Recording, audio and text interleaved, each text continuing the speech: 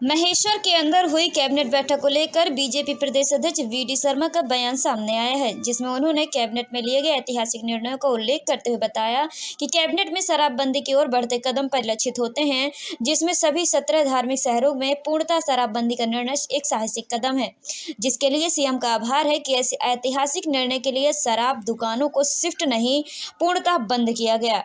ये निर्णय जनसंभावनाओं धार्मिक नगरों को पवित्र बनाने के लिए है। आइए जानते हैं आगे क्या कहा वीडी शर्मा ने।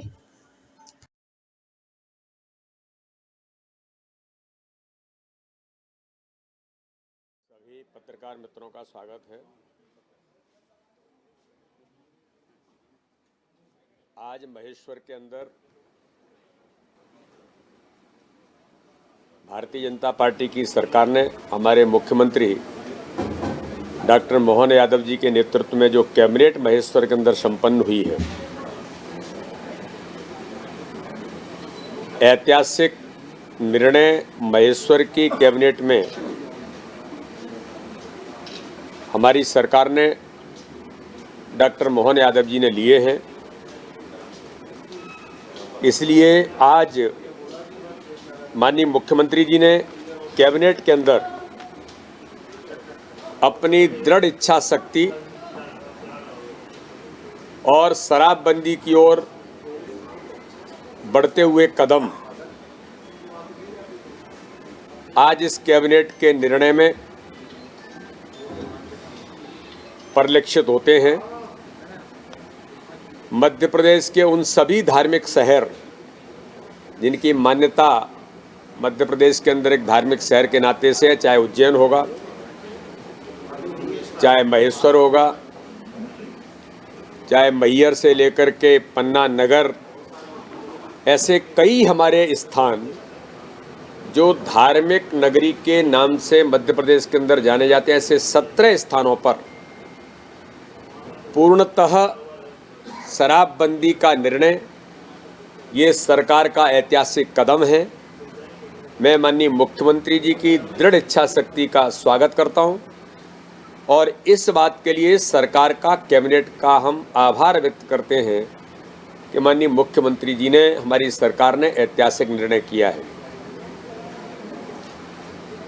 और इसके अंतर्गत महत्वपूर्ण बात यह है कि उन दुकानों को शिफ्टिंग नहीं किया जाएगा, पूर्णतः वो दुकानें बंद हो जाएंगी। क्या कोई यहाँ से उठा करके कहीं दूसरी जगह पर कर दें, ऐसा नहीं है। किसी प्रकार की सरकार ने कोई बिना लाग लपेट करते हुए बहुत स्पष्टतः उन दुकानों को पूर्णतः बंद करेंगे जो 17 धार्मिक नगरी हैं। तो इसलिए सरकार ने जन भावनाएं और धार्मिक नगरों को पवित्र बनाए रखने के लिए अहिल्याबाई की 300वीं जयंती और रानी अहिल्याबाई ने जिस प्रकार से गवर्नेंस में जो महत्वपूर्ण भूमिका निभाई थी, उन सारी बातों को परिलक्षित करने का प्रयास इसलिए कैबिनेट महेश्वर के अंदर थी, जो उनकी राजधानी रही है मां नर्मदा के किनारे। तो इसलिए एक ऐतिहासिक निर्णय भारतीय जनता पार्टी की सरकार ने डॉक्टर मोहन यादव जी के नेतृत्व में लिया है। मैं देख रहा था कैबिनेट के निर्णय में कई और महत्वपूर्ण निर्णय किए। मऊ के अंदर बाबा साहब अम्बेडकर जो विश्वविद्यालय है उसको 25 करोड़ की राशि देकर के विश्वविद्यालय के अंदर जो आवश्यक संसाधन और बातों के लिए माननीय मुख्यमंत्री जी ने इन कामों की भूमिका को भी इसमें लिया है। इसलिए आज की कैबिनेट अहिल्या माता को हमेशा से सामाजिक समरसता का जो भाव उनका रहा है और इसी के पद चिन्हों पर चलते हुए हमारी सरकार ने माननीय मुख्यमंत्री जी ने डॉक्टर भीमराव अंबेडकर विश्वविद्यालय से लेकर, और कल भी आपने देखा होगा कि जो भोपाल का सबसे बड़ा ब्रिज है, उस ब्रिज के नाम का नामकरण भी लोकार्पण करते समय माननीय मुख्यमंत्री ने संविधान निर्माता बाबा साहब अम्बेडकर के नाम से रखा। तो सामाजिक भावना के साथ कैबिनेट ने कई महत्वपूर्ण निर्णय आज के माननीय मुख्यमंत्री जी के नेतृत्व में किए हैं। इसलिए 17 धार्मिक शहरों पर उनको पवित्र बनाए रखने की एक महत्वपूर्ण भूमिका हमारी सरकार ने ली है। इसी बात के साथ मैं अपनी बात को समाप्त भाई साहब, जिस तरीके से आपने कहा देखिए, कांग्रेस क्या कह रही है नहीं कह रही है, मुझे लगता है कि ये महत्वपूर्ण नहीं है। कांग्रेस बाबा साहब अम्बेडकर का समय समय पर उन्होंने कितना अपमान किया, कभी कांग्रेस इसका जवाब देगी? भारत रत्न 55 वर्ष आपने राज किया, संविधान का निर्माण करने वाले बाबा साहब अम्बेडकर थे, लेकिन आपने कभी बाबा साहब अम्बेडकर को भारत रत्न क्यों नहीं दिया था? ये मैं थोड़ी कह रहा हूँ, ऑन रिकॉर्ड है। बाबा साहब अम्बेडकर के उन स्थानों पर, चाहे महू जन्मस्थली हो, मैं पूछता हूं मध्य प्रदेश में कितनी सरकार रही है आपकी,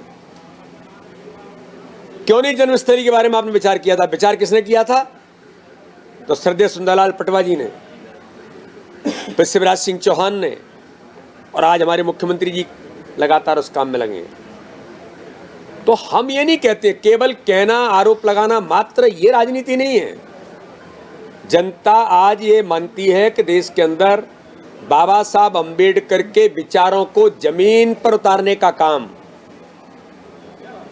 किसी ने किया है तो भारत के प्रधानमंत्री नरेंद्र मोदी और देश के गृह मंत्री अमित शाह ने किया है। मैं कहता हूं गंभीरता के साथ, 23 जनवरी को नेताजी सुभाष चंद्र बोस जयंती थी, उसमें भी उल्लेख आया कि कांग्रेस ने, माननीय नेहरू जी ने किस प्रकार से नेताजी सुभाष चंद्र बोस को त्रिपुरी अधिवेशन जो कांग्रेस का हुआ था जबलपुर के अंदर, उस समय अध्यक्ष चुने जाने के बाद उनको पद छोड़ना पड़ा था। आपने उनके साथ भी अन्याय किया था, लेकिन वो तो नेताजी सुभाष चंद्र बोस थे, ऐसे छोड़ के गए और देश की आज़ादी के लिए अपने आप को बलिदान कर दिया। तो कांग्रेस से झूठ और छल कपट की राजनीति, नकारात्मक राजनीति करती आई है, यही उनका मूल है।